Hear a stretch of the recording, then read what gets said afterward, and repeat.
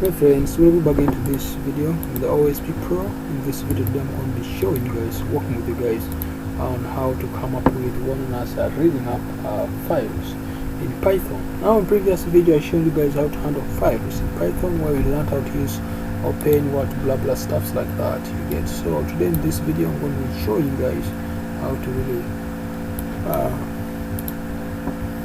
work with one as reading up a file. So I'm just going to open up my Python 3.7 because that's what I'm using up in this video.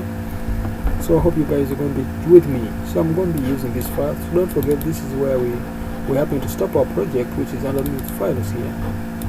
So this is what I'm going to be doing. I'm just going to come back in here, open up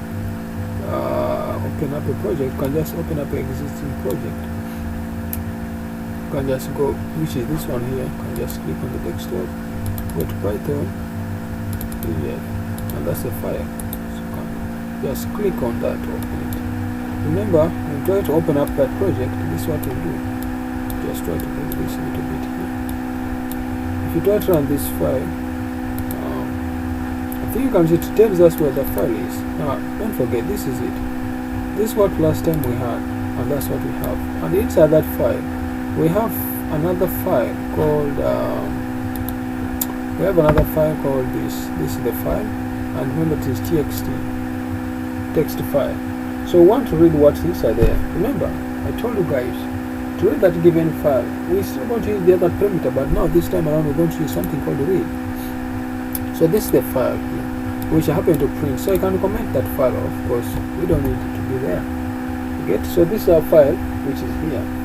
And to read it, I just need to create a command there which enables us to read. You get? So that you can read the file. And this should be in quotes because we are going to read that given file. And to continue to proceed reading it, we need now to print the read. Now this read function has to move with the file .read to be the person to read that given file. Now that will be giving us a chance to read. But remember, whenever to read, the f becomes a function to read. So it implies in simple term, the function is going to work like that. You get? Where f stands for the file function, and then read is a method on how that file is going to be handled.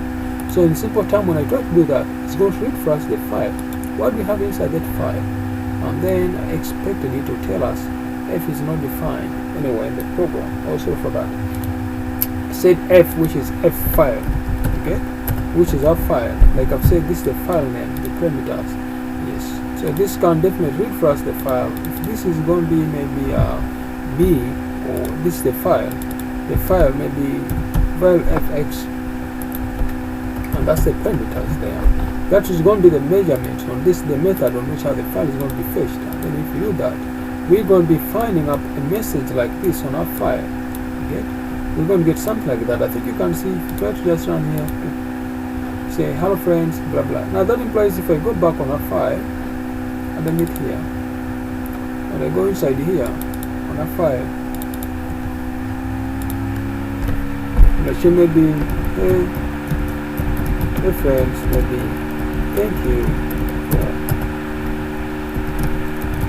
for subscribing. Okay? You know, today I'm thanking everyone because I've hit 1k subscribers. So I'm very happy now, because this is my first time. I don't want to lie anyone. I'm not a liar. I'm not that kind of people who like to lie. So I'm very happy, guys, whoever subscribed to my YouTube channel. So far I've made 1,000 subscribers. I'm so happy for that.